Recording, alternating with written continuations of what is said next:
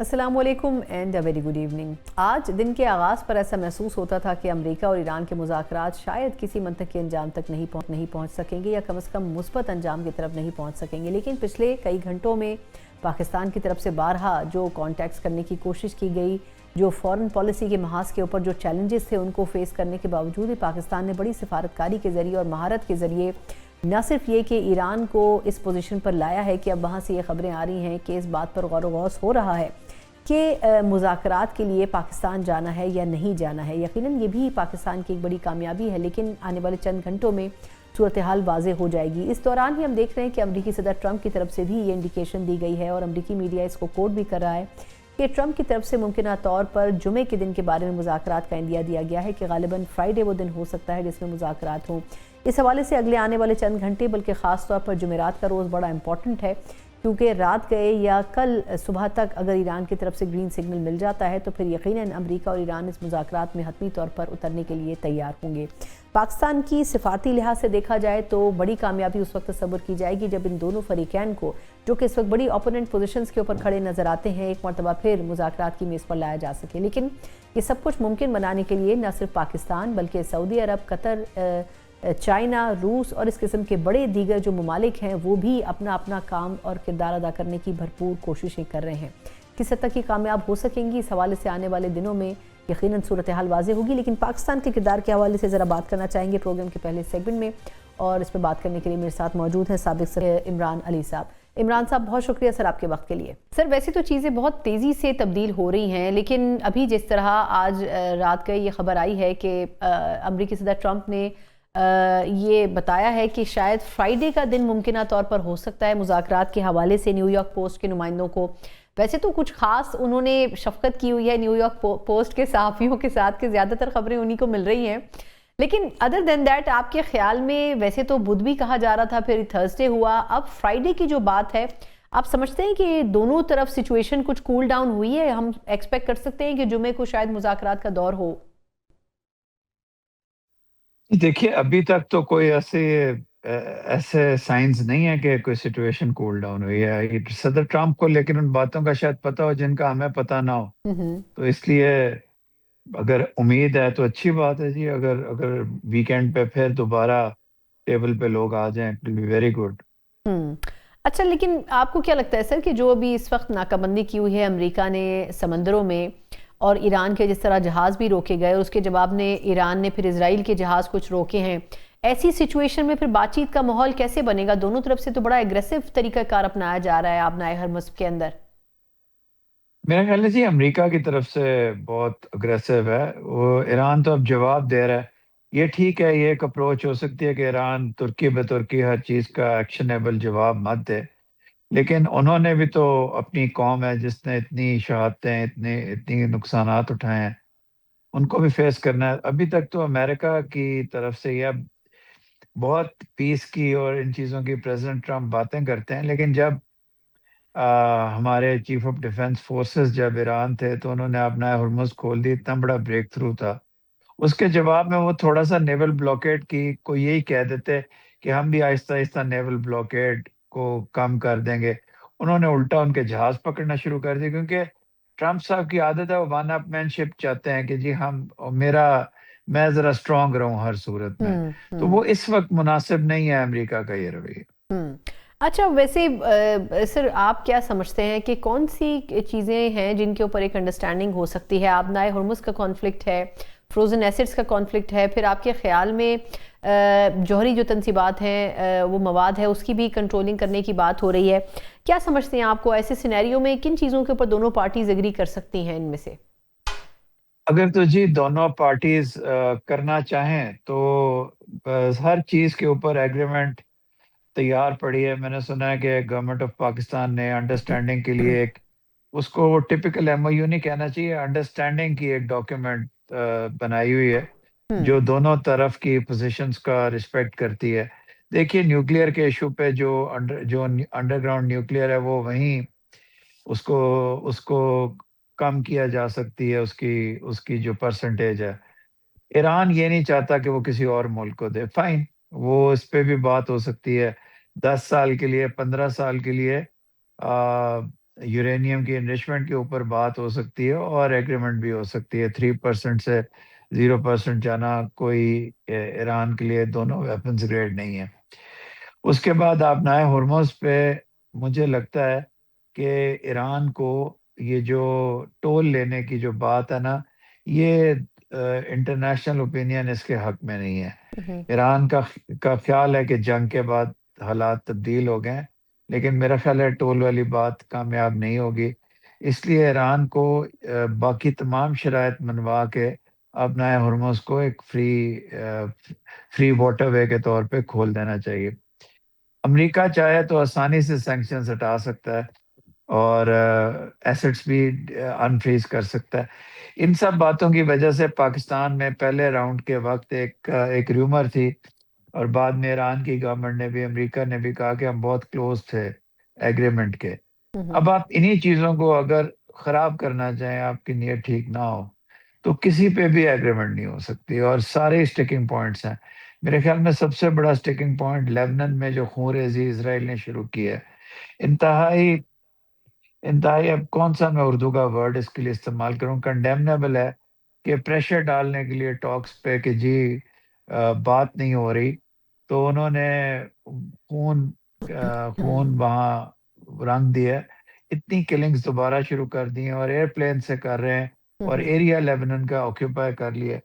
تو اس لیے لیبنن بھی بہت بڑا ایشو ہے. لیکن اگر کرنا چاہیں تو جی ایگریمنٹ ہو سکتا ہے، پیس بھی ہو سکتا ہے، دونوں کا مان بھی رکھا جا سکتا ہے. یہ پاکستان کی بھی آرگیومنٹ ہے.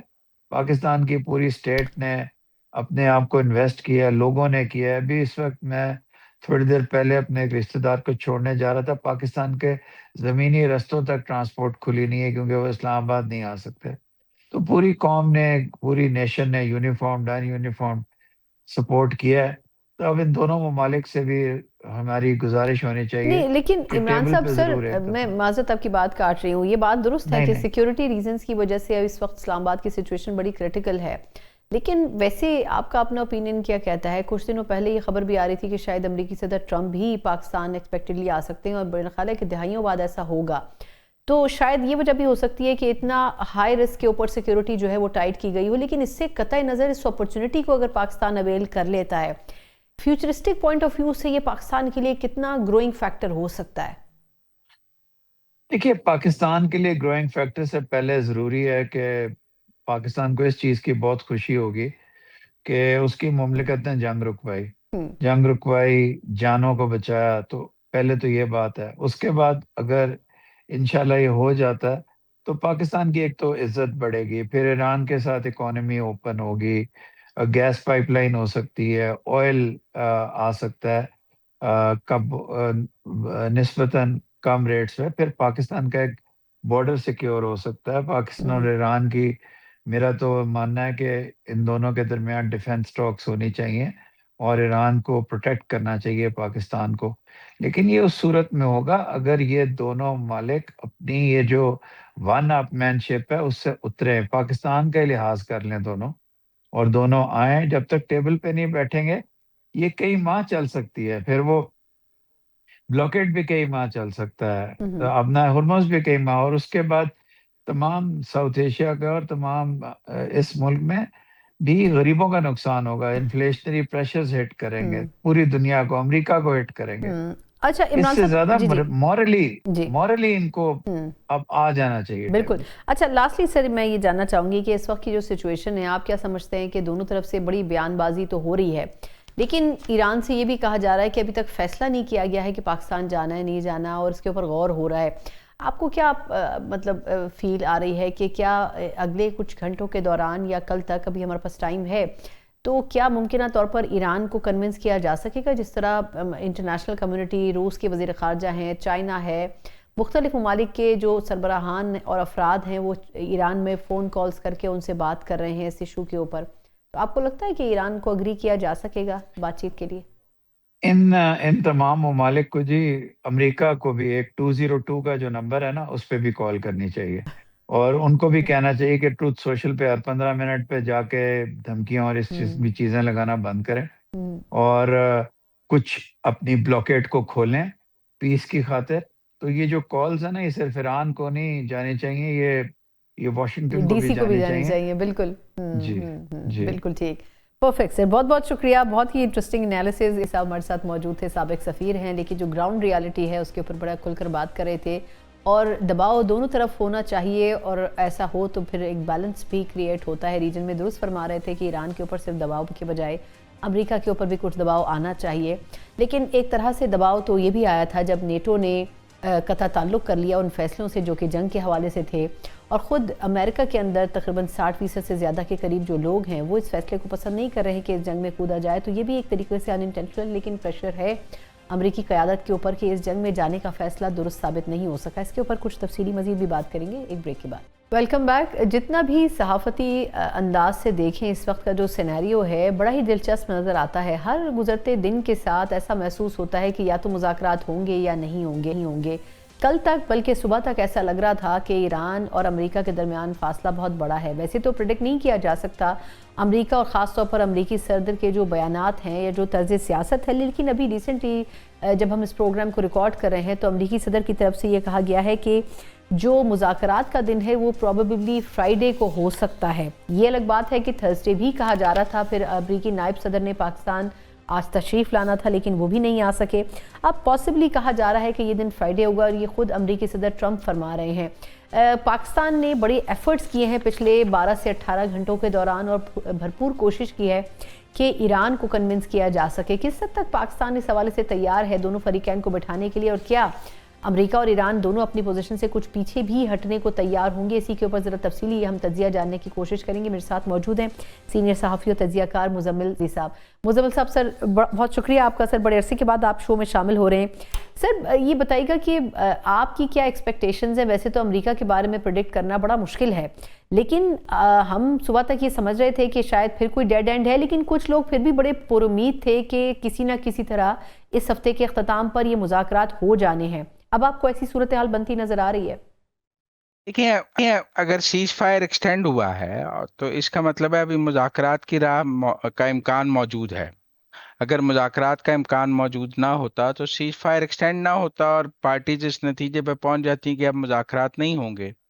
مذاکرات کا چانس تو موجود ہے جب سیز فائر ایکسٹینڈ ہو گیا ہے، لیکن مذاکرات کب ہونے ہیں یہ اختیار امریکہ کے پاس نہیں ہے. دیکھیں، امریکہ کے تو پہلے بھی جہاز آ گئے تھے، ٹیم آ گئی تھی، جے ڈی وینس آنے کو تیار تھے، اسٹیو وٹکاف بھی آنے کو تیار تھے، ان کے بھی جہاز تیار تھے. مسئلہ ایرانیوں کا تھا. عطا تارڑ صاحب کا ٹویٹ ہمارے پاس ہے کہ ہم ایرانیوں کو ابھی تک قائل نہیں کر سکے ہیں، اور انہوں نے کنفرم نہیں کیا ہے. میرے خیال میں مذاکرات اسی دن ہو جائیں گے جس دن ایرانی کنفرم کریں گے کہ ہم آنے کے لیے تیار ہیں، میز سج جائے گی. آج جب میں اور آپ گفتگو کر رہے ہیں، دیکھیں ٹرمپ صاحب نے تو پہلے بھی کئی ڈیٹس دی ہیں کہ میری ٹیم جانے کے لیے تیار ہے، منڈے کو مذاکرات ہو جائیں گے، سیٹرڈے کو ہو جائیں گے. اصل مسئلہ ایرانیوں کا ہے کہ وہ کس دن آنا چاہتے ہیں. جب ایرانیوں کی کنفرمیشن آ جائے گی سارا کچھ اس کے بعد ہوگا. آج کی جو ایرانیوں کی گفتگو ہے، جو ان کے فارن آفس کے ترجمان کی ہے، اس میں تو انہوں نے بھی آنے کا کوئی اشارہ نہیں دیا ہے، بلکہ دو کشتیاں آبنائے حرمت سے گزر رہی تھیں جن کو وہ اسرائیلی شپس کہہ رہے ہیں وہ انہوں نے قبضے میں لی ہیں، اور ایک کو انڈین شپ پہ انہوں نے فائرنگ کی ہے آبنائے حرمس میں. تو ایک ان کا شپ جو تھا وہ امریکہ نے قبضے میں لیا تھا، وہ کہتے ہیں آج ہم نے 2 اسرائیلی شپ قبضے میں لے لی ہیں. تو ابھی تو میں یہ دیکھ رہا ہوں کہ ایک دوسرے کے شپس قبضے میں لیے جا رہے ہیں. ابھی کوئی مذاکرات کی تاریخ کے بارے میں ایرانیوں کا ماحول مجھے نظر نہیں آتا. جب تک امریکہ بلاکیڈ ختم نہیں کرے گا مجھے نہیں لگتا یہ مذاکرات ہو سکیں گے. اچھا، اب یہ فرمائیے مزمل صاحب کہ آپ کے خیال میں شہباز شریف صاحب اور عاصم منیر صاحب پچھلے کئی گھنٹوں سے مصروف تھے، خاص طور پر جب ایران نے بڑا اسٹریٹ نو کہہ دیا تھا. آپ کو کیا لگتا ہے کہ جس طرح یہاں سے بھی ٹیلی فونز کیے گئے، آج ایرانی سفیر سے بھی پرائم منسٹر صاحب ملے ہیں اور پورے کانٹیکٹس کو استعمال کرنے کی کوشش ہو رہی ہے پاکستان کی طرف سے، تو کیا لگتا ہے ایسی سچویشن ویسے بن سکتی ہے کہ ایران کو بھی کنونس کیا جائے؟ کیونکہ یہ کہا جا رہا تھا، امریکہ سے خبریں آ رہی تھی کہ شاید امریکہ آبنائے حرمس پہ اپنا کنٹرول چھوڑ دے گا کہ ایران کو بات چیت کے لیے کنونس کیا جا سکے. آپ کو لگتا ہے ایسا ممکن ہو سکے گا؟ ٹھیک ہے، امریکہ کا تو آبنائے حرمس پر کوئی کنٹرول ہے ہی نہیں، وہ تو ایرانیوں کا کنٹرول ہے. امریکہ نے تو آبنائے حرمت سے آگے بحیرہ عرب میں ایک بلاکیڈ لگایا ہوا ہے نا، ناکا لگایا ہوا ہے کہ ہم ایرانی شپس کو نہیں گزر گزرنے دیں سکتے، گے. بالکل. ایران نے ایک ناکا لگایا ہوا ہے کہ ہم کسی کو آبنائے حرمت سے نہیں گزرنے دیں گے. تو دنیا تو چاہتی ہے دونوں ناکے کھل جائیں، ایران آبنائے حرمت کھول دے اور امریکہ بلاکیڈ ختم کر دے. اب یہ ہوگا مذاکرات کی میز پر یا مذاکرات کی میز سجنے سے پہلے. پہلے تو یہ ہوا کہ ایران نے آبنائے حرمز کھولنے کا اعلان کر دیا، لیکن امریکہ نے بلاکٹ کھولنے کا اعلان نہیں کیا، انہوں نے دوبارہ آبنائے حرمز بند کر دیا. اب سوال یہ ہے کہ یہ کام مذاکرات سے پہلے ہونا ہے، مذاکرات کی میز پر ہونا ہے. ایران کا خیال ہے کہ یہ کام مذاکرات کی میز سے پہلے ہوگا اور امریکہ کا خیال ہے یہ کام مذاکرات کی میز پر ہوگا. اب یہ دیکھتے ہیں کس کے نرو سٹرونگ ہے، مذاکرات کی میز پر ہوتا ہے یا مذاکرات کی میز سے پہلے ہوتا ہے. اچھا یہ بھی بتائے گا سر کہ آپ کے خیال میں اب اس وقت کی جو سچویشن ہے، پاکستان ایک ایسے اس میں ہے کہ نہ امریکہ کی طرف جھکاؤ رکھ سکتا ہے نہ ایران کی طرف. خدا نخواستہ اگر ہم ایک ہائپوتھیٹیکل سچویشن بھی امیجن کریں، اگر یہ ڈائیلاگ کامیاب نہیں ہوتے یا ہو ہی نہیں پاتے، تو پھر آپ کے خیال میں سچویشن کتنی بدتر ہو سکتی ہے اور اس میں پاکستان کی کیا پوزیشننگ ہونی چاہیے ٹینٹیٹیولی؟ ہماری کوئی پوزیشننگ نہیں ہے، ہماری پوزیشننگ بڑی کلیئر ہے، ہم غیر جانبدار ہیں، ہم اس جنگ کے فریق نہیں ہیں، ہم کو اس جنگ میں پارٹی نہیں ہے. ہماری سمپتھیز ایران کے ساتھ ہیں اور ہمارے تعلقات امریکہ کے ساتھ ہیں، لیکن ہم اس جنگ کے فریق نہیں ہیں. ہم غیر جانبدار ہیں تو ہم ثالث ہیں، ہم میڈیٹر ہیں، ہم فیسیلیٹیٹر ہیں. ہمارے ملک میں کوئی امریکی اڈے موجود نہیں ہیں، ہمارے ملک میں ایسی کوئی امریکی اثاثے موجود نہیں ہیں جہاں سے ایران پر حملے ہو رہے ہیں. ہم سے ایران کو کوئی گلہ نہیں، اس کو اپنے سارے ہمسایوں سے گلہ ہے. اس نے اپنے تمام ہمسایوں پر میزائل مارے ہیں، پاکستان پر تو نہیں مارے. نہ پاکستان کا اور ایران کا کوئی تنازع ہے، نہ پاکستان اور امریکہ کا کوئی تنازع ہے. ہم ایک بہترین نیوٹرل جو ہے پلیئر ہیں. دیکھیں اس وقت ایک آدھا میزائل تو ٹرکی پر بھی مارا گیا ہے. تو میرے خیال میں پاکستان کی وہ جو نیوٹرل پوزیشن ہے وہ برقرار رہے گی. جنگ چاہے جتنی مرضی لمبی چلتی رہے، ہم اپنی نیوٹرل پوزیشن کو برقرار رکھیں گے. صرف ایک مسئلہ ہے کہ ہمارا سعودی عرب کے ساتھ ایک اسٹریٹجک معاہدہ ہے. ہم بار بار ایرانیوں کو کہتے ہیں کہ آپ سعودی عرب کو سٹرائک نہ کریں. اگر آپ سعودی عرب کو سٹرائک کریں گے تو ہمیں رسپونڈ کرنا پڑے گا. وہ ہمارے جو اسٹریٹجک معاہدہ ہے، ایران کو اس کا خیال کرنا چاہیے. اچھا لاسٹلی سر، آپ کے خیال میں دونوں ممالک اگر بات چیت کے لیے بیٹھتے ہیں تو دونوں کے سامنے کچھ کڑی شرائط ہیں، مطلب ایک اپنے فروزن ایسڈز بحال کرنا چاہتا ہے، دوسرا آبنائے حرمز کھلوانا چاہتا ہے، پھر لبنان کی جنگ بھی چلیں اس میں بھی کسی حد تک ٹھہراؤ آیا ہے. کن چیزوں کے اوپر کچھ کمپرومائز ہوتا ہوا آپ کو نظر آ رہا ہے؟ پھر جوہری تنصیبات کو بھی کنٹرول کرنے کی بات ہو رہی ہے، تو آپ کو کیا لگتا ہے کہ دونوں ممالک کن چیزوں کے اوپر کچھ حد تک کچھ رعایت دے دیں گے ایک دوسرے کو؟ دیکھیں جو خبریں چھپی ہیں یا جو لوگوں نے بات کی ہے، مطلب جو اسحاق ڈار صاحب نے بات کی ہے، جو عمان کے وزیر خارجہ نے بات کی ہے، وہ کہہ رہے ہیں یورینیم کا مسئلہ تو کافی حد تک عمان میں بھی سیٹل ہو گیا تھا اور یہاں بھی جو 21 گھنٹے کے مذاکرات ہیں ان میں سیٹل ہو گیا تھا. کچھ فروزن ایسڈز اور کچھ سینکشنز کی بھی بات طے ہو گئی تھی. تو میرا خیال ہے صرف اتنی بات رہ گئی تھی کہ وہ جو یورینیم ہے وہ ایران میں رہے گا یا ایران سے باہر جائے گا. وہ کہتے ہیں اس حد تک بھی انڈرسٹینڈنگ ہو گئی تھی کہ وہ ایران میں ہی اس کو ڈائلیوٹ کر لیا جائے گا اور اس کو فیول کے لیے یوز کر لیا جائے گا. میرا خیال ہے اصل مسئلہ یہ ہے کہ دونوں جیت کی تلاش میں ہیں. دونوں ممالک اس جیت کی تلاش میں ہیں جو میدان جنگ میں دونوں کو نہیں مل سکی اور وہ مذاکرات میں اس جیت کی تلاش میں ہیں. میرے خیال میں دونوں کو یہ احساس کرنا پڑے گا کہ اگر آپ میدان جنگ میں جیت نہیں سکے ہیں تو مذاکرات کی میز پر کیسے جیت سکتے ہیں. یہ بات ڈونلڈ ٹرمپ صاحب کو بھی سمجھنی ہے اور ایران کو بھی سمجھنی ہے کہ اگر جنگ برابر ہو گئی ہے اور جنگ میں نہ ایران کو شکست ہوئی ہے نہ امریکہ کو شکست ہوئی ہے، نہ ایران کو فتح ملی ہے نہ امریکہ کو فتح ملی ہے، تو مذاکرات کی میز بھی ون ون سچویشن ہوگی. کسی کو نہ فتح ملے گی نہ شکست ملے گی. اگر دونوں اس حقیقت کو جان لیں تو پھر تو مذاکرات کامیاب ہو جائیں گے. لیکن اگر وہ یہ سوچیں کہ جو فتح ہمیں میدان جنگ میں نہیں ملی وہ ہم آ کر مذاکرات کی میز پر حاصل کر لیں، چاہے ٹرمپ کی یہ سوچ ہو، تو وہ نہیں مل سکے گی. میرے خیال میں وہ دونوں ایک دوسرے کو دینے کے لیے تیار نہیں.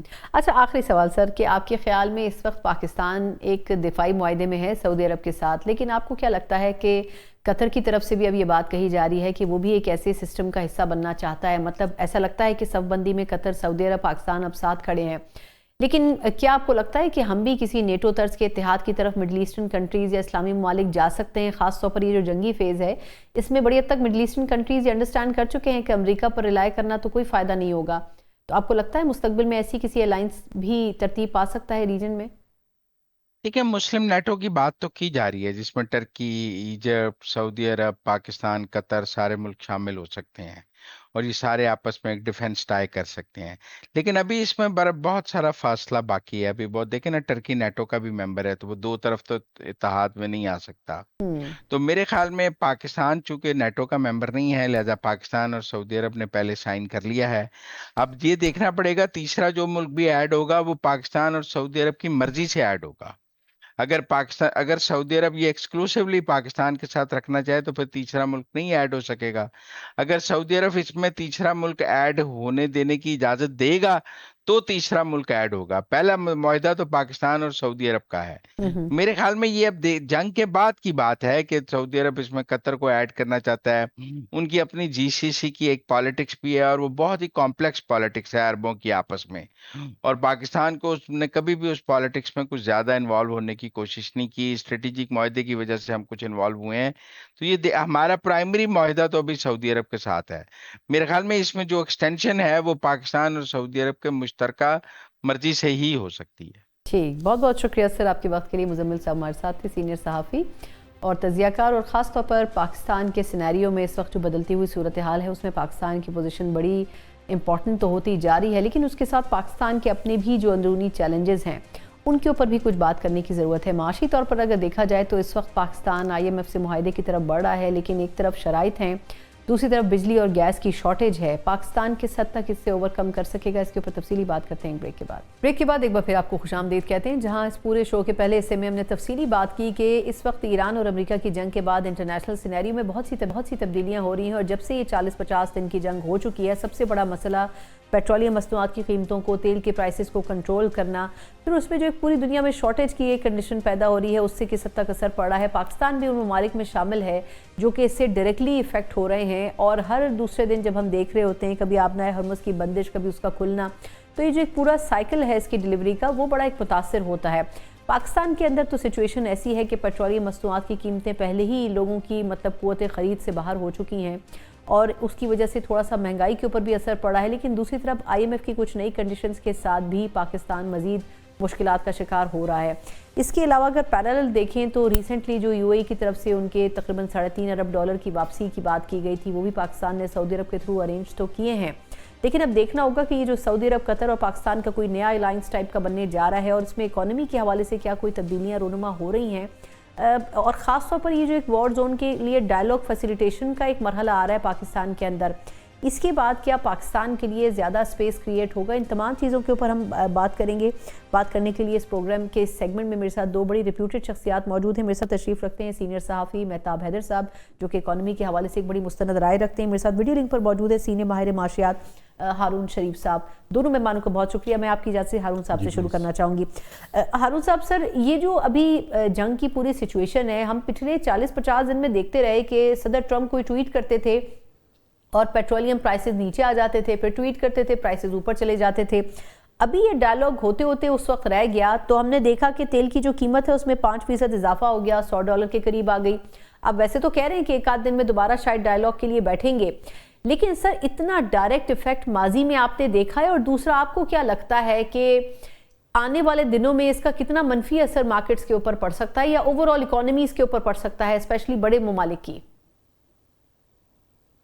جی، یہ جو جنگ ہے، انفیکٹ کوئی بھی ایسا کانفلکٹ سیریس ہوتا ہے اس کو مارکیٹس بہت کوشسلی لیتی ہیں، اس کو وہ day by day, minute by minute watch کرتی ہیں، کیونکہ سب سے پہلی جو دو اس کی کیجولٹیز ہوتی ہیں، ایک تو ٹرسٹ ٹوٹ جاتا ہے، سپلائی لائنز کے اوپر ڈسرپشن ہو جاتی ہے، دوسرا انپریڈکٹیبلٹی کا ایک ایلیمنٹ بڑھ جاتا ہے، انسرٹنٹی کا. تو اس وقت ہم اس فیز سے گزر رہے ہیں، اور کوئی بھی شخص پریڈکٹ نہیں کر سکتا کہ یہ کس سمت پہ جائے گی یہ جو وار ہے. اور وار جو ہوتی ہیں وہ اچانک کوئی پش بٹن سے تو بند نہیں ہو جاتی، اس وقت لگتا ہے. تو جو آئل کی مارکیٹ ہے، ہمیں پتا ہے کہ 25% پوری دنیا کی مارکیٹ اس روٹ پہ ڈیپینڈنٹ ہے. ایشیا زیادہ ڈیپینڈنٹ ہے. ڈیپ ڈاؤن غالباً امریکنز اس کو چاہتے بھی یہ ہیں کہ ایشیا کی اکانومیز کچھ سلو ڈاؤن ہو, ان کا کمپٹیشن جو ہے وہاں اس وقت چین سے ہے. So these are all factors. تو پرڈکٹ کرنا کہ یہ مارکیٹ کہاں جائے گی, یہ ٹرمپ صاحب جو ہیں اس وقت کیونکہ ایک ہماری اب کمیونیکیشن کا نیا طریقہ آ گیا ہے کہ ہم ایکس پہ لکھتے ہیں. پہلے ہوتا تھا ڈپلومسی ہوتی تھی, ڈائلاگز ہوتے تھے, اب تو پبلک انفارمیشن ہے. سو مارکیٹس جو ہیں وہ اس کو ریئیکٹ کر رہی ہیں, اور پاکستان کے لیے بھی یہ ایک شیکی مومنٹ ہے, بیکاز ہماری 85% ڈپینڈنس امپورٹڈ پیٹرولیم مصنوعات اور فرٹیلائزرز کے اوپر ہے. یورپ میں بھی قیمتیں آپ دیکھیے, انفلیشن بڑھنی شروع ہو گئی ہے. سو جو علاقہ اس روٹ سے فرٹیلائزرز اور پیٹرولیم اور لیکوڈ گیس لے رہا تھا, اب ان کے اوپر سنجیدہ اثرات مرتب ہوتے دکھائی دے رہے ہیں. بالکل. اچھا مہتاب صاحب, سر آپ کے خیال میں یہ جو ایک فلکچویشن آئی ہے, ہم نے جب جنگ شروع ہوئی, مجھے یاد ہے اس وقت بھی ہمارے وزیر جو تھے, وفاقی وزیر صاحب, وہ فرما رہے تھے کہ ہمارے پاس پراپر موجود ہے سٹاک, لیکن پھر کچھ دنوں بعد دیکھا کہ ایک دم شارٹیج ہو گئی, پیٹرولیم پرائسز آسمان پر چلے گئے. ہمارے پاس اتنی محدود اماؤنٹ میں ایک تو کیوں سٹوریج موجود ہے, اور دوسرا ہم اس حوالے سے کتنی پلاننگ کر رہے ہیں اب اس پورے سین کے بعد جو کریٹ ہوا ہے وار کی صورت میں.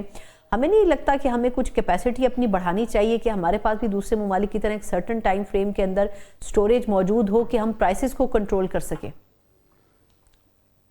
جی مہتاب صاحب, آپ سے میرا سوال ہے سر. دیکھیں, بسم اللہ الرحمن الرحیم, تھینک یو ویری مچ. جی دیکھیں, بنیادی طور پر مسئلہ یہ ہے کہ سٹوریج کی کیپیسٹی کے بارے میں ہمیشہ مجھے یاد ہے کہ جنرل مشرف کے زمانے میں بھی یہ بات ہوئی تھی, پھر اس سے پہلے ضیاء الحق کے زمانے میں بھی بات ہوئی تھی, مشرف صاحب کے زمانے میں بھی بات ہوئی کہ ہم اپنی سٹوریج کی کیپیسٹی کو بڑھائیں. ایک تو میں سمجھتا ہوں کہ آپ کے پروگرام کے توسط سے بڑا امپورٹنٹ ہے کہ ہم یہ جو پوری کیپیسٹی ہے ہماری, یعنی ریفائنریز سے لے کر نیچے تک, اس کا ایک فورینزک آڈٹ ہونا چاہیے تاکہ پتہ چلے کہ کس کے پاس کتنا آئل جو ہے وہ اس کا سٹاک موجود ہے, کیپیسٹی کتنی ہے سب سے پہلے. جی پہلے تو کیپیسٹی کتنی ہے, پھر ان کے پاس کتنے دنوں کا جو ہے وہ موجود ہے. اچھا دیکھیں, اس میں کچھ ڈیفنس سے ریلیٹڈ سینسٹیوٹیز بھی ہیں, ٹھیک ہے, ان کے بارے میں تو آپ نہ بتائیں, لیکن جو پبلک نالج کی چیزیں ہیں وہ آپ ضرور بتائیں. اس کی وجہ یہ ہے کہ پرائس ڈیفرنشل کلیمز جو ہیں, جب حکومت سبسڈی دیتی ہے تو یہ جو پی ڈی سیز ہے اس کی اماؤنٹ اربوں روپے میں بنتی ہے. تو یہ جو فورینزک آڈٹ کی میں بات کر رہا ہوں, ایک تو کیپیسٹی بڑھانے کی ضرورت ہے, اس میں تو کوئی شک نہیں ہے کہ آج جو ہے وہ پاکستان میں کم از کم ہمارے پاس اگر 20-22 دن سے لے کے 27 سے 28 دن تک کے سٹاکس موجود ہیں, تو پہلے تو اس کو دیکھا جائے کہ یہ سٹاکس واقعی ہیں, اور اگر موجود ہے تو اس کی کیپیسٹی کو جو ہے وہ بڑھانے کی بھی ضرورت ہے. اور یہ کوئی میں راکٹ سائنس کی بات نہیں کر رہا, یہ بالکل ممکن ہے, چونکہ اس کی وجہ یہ ہے کہ اگر ہمارے پاس پوری طرح سے وہ ڈیٹا اویلیبل نہیں ہوگا تو اس کے نتیجے میں بہت سے لوگ بہت سے فائدے اٹھا سکتے ہیں. اور حکومت کا موقف تو یہ ہے کہ وہ جب پرائسز کم ہوں گی تو وہ جو ان کو بینیفٹ پاس آن ہوا ہے وہ ختم ہو جائے گا, لیکن فوری طور پر تو اربوں روپے ان کی پاکٹ میں گئے ہیں. تو اس لیے اس کا فورینزک آڈٹ بھی کرنے کی ضرورت ہے, اور یہ جو سٹاک کی کیپیسٹی ہے اس کو بھی بڑھانے کی ضرورت ہے. اچھا, ویسے تو میرا خیال ہے آڈٹ بہت ساری چیزوں کا کرنا بڑا ضروری ہے, لیکن چلیں ہارون شریف صاحب ایک اور چیز, کیونکہ بہت ساری چیزیں میں چاہوں گی اس سیگمنٹ میں ہم جتنا میکسیمم اس پہ بات کر لیں. سر, یہ ایک تو کہا جا رہا ہے کہ ہم نے تاریخ کے سب سے زیادہ ریکارڈ قرضے پچھلے ایک سال میں لیے ہیں. ایک تو میں اس پہ بھی آپ کا کامنٹ چاہوں گی کہ کہاں وہ خرچ ہو رہے ہیں پیسے, کچھ آپ کی بھی کوئی انڈرسٹینڈنگ ہے, جا کے در رہے ہیں. دوسرا, یہ جو $3.5 ارب اچانک ہی یو اے کو یاد آ گئے, ویسے تو یہ ڈیو تھے لیکن ہر دفعہ وہ ریوائز کر کے اس کو تھوڑا ڈیلے کر دیتے تھے, اس مرتبہ کیا اس کی عجلت ہوئی؟ تو آپ کے خیال میں یہ جو سعودی عرب نے ہمیں مدد کی ہے, اس کے بعد کتنا کوئی استحکام مل سکے گا اکانومی کے حوالے سے؟ یہ 2-3 اگر چیزوں کو آپ مینشن کر دیں پلیز آنسر میں. جی میں ایک کامنٹ کرتا جاؤں آڈٹ پہ, صرف ایک لفظ ایڈ کروں گا کہ یہ آڈٹ جو ہوتا ہے یہ تب ہی کام کا ہوتا ہے اگر انڈیپینڈنٹ ہو. اگر سرکار خود سے کرے گی تو it's a waste of time frankly speaking. Coming back to یہ جو ہماری اس وقت فرینڈلی کنٹریز کے ڈپازٹس ہیں, کیونکہ میں خود اکنامک ٹیم کا اس وقت حصہ تھا جب پہلی دفعہ 2019 میں یہ نیگوشیٹ ہوئے تھے. دیکھیے, جو یو اے ای کا ڈپازٹ تھا وہ دسمبر میں جب ختم ہوا تھا تو آپ کو یاد ہو کہ اس کے اوپر ایک سٹیٹمنٹ آئی تھی اور غالباً اسحاق ڈار صاحب کی تھی کہ یہ ڈپازٹ جو ہے یہ واپس نہیں جائے گا بلکہ ہم اس کے اگینسٹ فوجی فاؤنڈیشن کے कुछ शेयर्स ऑफर कर रहे हैं, ठीक। तो there was some understanding their. इसके बाद आईएमएफ की भी रिक्वायरमेंट थी, तो ये एक क्वार्टर के लिए अप्रैल 17 तक रिवाइज हो गया था। सो इसकी मेच्योरिटी तो ड्यू थी पहले से, इसमें कोई दो राय नहीं है। हाँ, अभी ये जो स्वैप हुआ है कि एक कर्ज चला गया और सऊदी अरब ने दे दिया, उससे ये हुआ है कि एक तो सऊदी अरब का हमारे ऊपर अब ये बायलैटरल डिपॉजिट का ये तकरीबन 8 अरब के आसपास पहुंच गया है। So it's a huge position after China जो अब सऊदी अरब के पास है। और हमारे लिए एज एन इकोनॉमी बेहतर होता कि हमारे पास कुछ ममालिक के छोटे छोटे डिपॉजिट्स होते, क्योंकि ये डिपॉजिट्स किसी इकोनॉमिक बेसिस पे नहीं लिए जाते, ये डिपॉजिट डिप्लोमेसी और जियोपॉलिटिक्स की बेस पे लिए जाते हैं। बिल्कुल सही कह रहे हैं। अच्छा मेहताब भाई, एक तो चीज़ हम आईएमएफ के साथ बातचीत कर रहे हैं, उसमें कुछ नई शराइत भी लाए हैं। अभी कुछ दिनों पहले वो पाकिस्तान की पॉलिसीज़ की तारीफ भी कर रहे थे, लेकिन आपके ख्याल में अब क्या हमारे कंधों में इतनी गुंजाइश है कि हम मज़ीद शराइत का बोझ उठाएं? दूसरा, पिछले साल भी गालिबन खबर यही आई थी कि रिकॉर्ड कर्जे लिए हैं गवर्नमेंट ने, इस साल भी यही खबर आई है कि रिकॉर्ड कर्जे लिए हैं। मतलब आपके ख्याल में क्यों हम इतने क्राइसिस में जा रहे हैं कि हम कर्ज़ों के बगैर चला नहीं पा रहे? किफ़ायत शारी की बात हम हर वक्त कर रहे होते हैं गवर्नमेंट की तरफ से, लेकिन वो किधर जा रही है किफ़ायत शारी?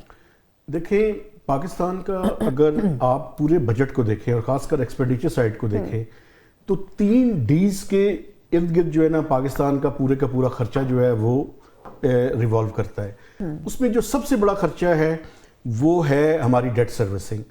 यानी अगर हुकूमत पाकिस्तान 100 रुपया कमा रही है, तो उस 100 रुपये में से आप ये देखें कि 50% से ज़्यादा जो अमाउंट है वो डेट सर्विसिंग में जो है, बल्कि उससे भी ज़्यादा, चूँकि अगर यानी कर्जे की वापसी में जा रहा है। मैं थोड़ा सा अगर इसको एक्सप्लेन करूं, अगर फ़र्ज़ करें कि हुकूमत पाकिस्तान का जो टोटल रेवेन्यू है वो 20 रुपए है, तो उस 20 रुपए में से कोई तकरीबन 12 से 13 रुपए FBR कलेक्ट करता है और 4 से 5 रुपए जो है वो नॉन टैक्स रेवेन्यू है। उसमें से आप ये देखें कि हमारा कोई तकरीबन 50% डेट सर्विसिंग की सूरत में चला जाता है, यानी 10 रुपए डेट सर्विसिंग की सूरत में चले जाते हैं। बाकी पैसे जब सूबों को दे देते हैं हम, तो हमारे पास यानी डिफेंस के लिए भी पैसे नहीं होते, वो भी हम कर्जा लेकर और बाकी अखराजात जो है पूरे करते हैं। सीरियसली आप यानी ये नंबर्स में सही बता रहे हैं? जी बिल्कुल, मैं आपको सही बता रहा हूँ, आप सर से भी पूछ सकते हैं। अच्छा, अब उसमें डिफेंस और डेवलपमेंट और running of the government, federal government, ये सारे काम हम कर्जे लेके पूरे करते हैं।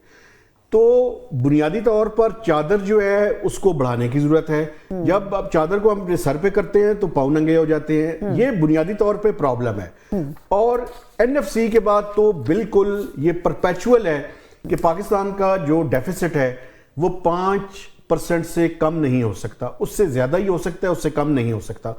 तो ये वो बुनियादी वजह है। और जहां तक आपने आईएमएफ की शराइत की बात की है, देखें इससे पहले मैं एक बात करना चाहता हूँ, ये जो सऊदी अरब के साथ हमारा स्वैप हुआ है और वो $3 बिलियन, $3.5 बिलियन जो है वो हमने वापस किए हैं यूएई के, जिसमें 2.5 हमने कर दिए हैं और $1 बिलियन अगले 24 से 48 घंटों में हमने वापस करने हैं।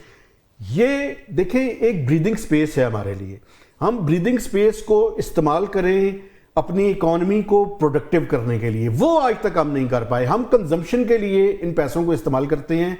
ये जो आईएमएफ की भी शराइत है, मैं थोड़ी सी उनके बारे में तफसीलात आपको बता देता हूँ। 11 नई शराइत हैं $1.2 बिलियन की ट्रांच के लिए, जो कि मई के पहले 10 दिनों के दौरान आईएमएफ के एग्जीक्यूटिव बोर्ड से उसकी अप्रूवल होनी है।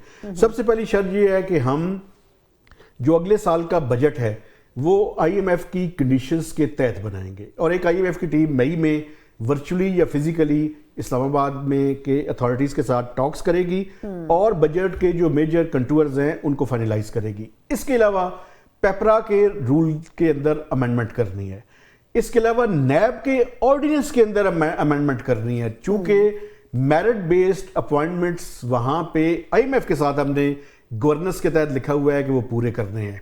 एफबीआर का जो है वो हमने करना है कि ऑडिट केसेस जो है वो सेंट्रलाइज्ड एफबीआर हेडक्वार्टर्स में हो। इसके अलावा स्पेशल इकोनॉमिक जोन्स जो कि सर का बड़ा पसंदीदा सब्जेक्ट है और बुनियादी तौर पे BOI के अंदर इन्होंने काम भी किया है, उसमें ये है कि किसी तरह का फिस्कल इंसेंटिव मजीद नहीं देना, और जो हम पहले दे चुके हैं वो 2035 में जो चाइना को दिए हुए हैं वो खत्म करना है, उसको भी बंद करना है। सर देखिए मतलब हम जा किधर रहे हैं।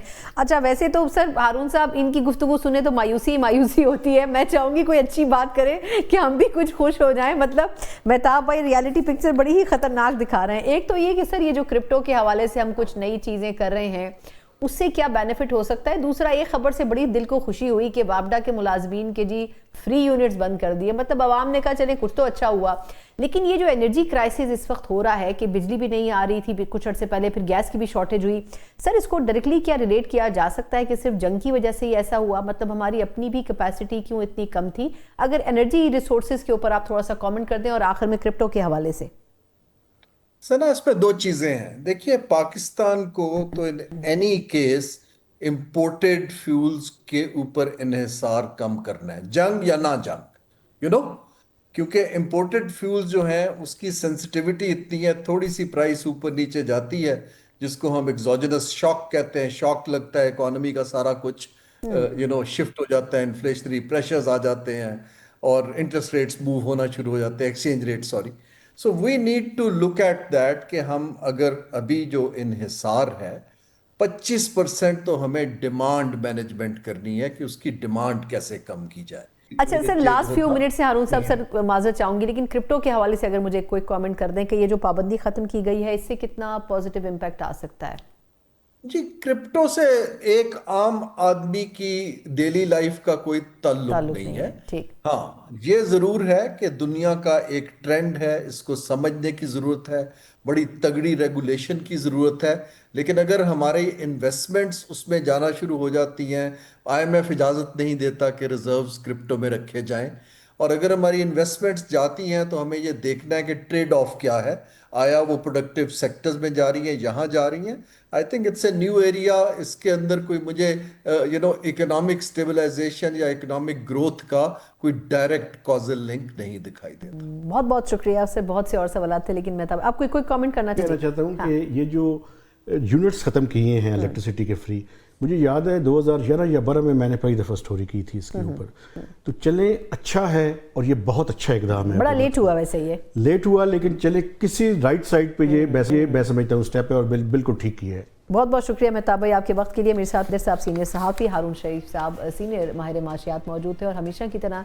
एक ऐसा एस्पेक्ट है इकोनॉमी जो कि डायरेक्टली इफेक्ट करता है आवाम को, और जब भी कुछ इकोनॉमी के हवाले से बड़े डिसीजंस होते हैं उसमें ये ज़रूर गौर करने की ज़रूरत होती है कि आवाम के ऊपर इसके असरात क्या होंगे। इसी के साथ ही प्रोग्राम का वक्त ख़त्म होता है। मुझे इजाज़त दीजिए, अल्लाह हाफ़िज़।